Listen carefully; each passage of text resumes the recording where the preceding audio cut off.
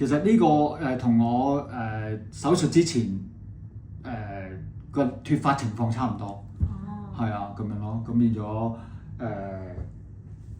而家個效果係啊，下邊嗰個效果係更加好啲咯。係。有冇覺得有咩唔滿意嘅地方咧？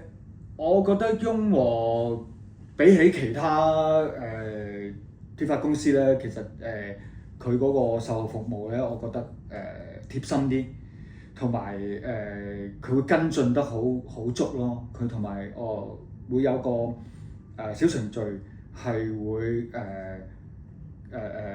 提醒我幾時去覆診啊，幾時去要照燈啊咁樣咯。咁我覺得係幾貼心嘅，係對於我哋嚟講係。復查嘅時候，你去深圳定係去香港？兩邊都得嘅，係啊。幾方便係嘛？係啊，因為有陣時我會去開深圳嘅時候，我會做埋個 treatment，做埋個照燈。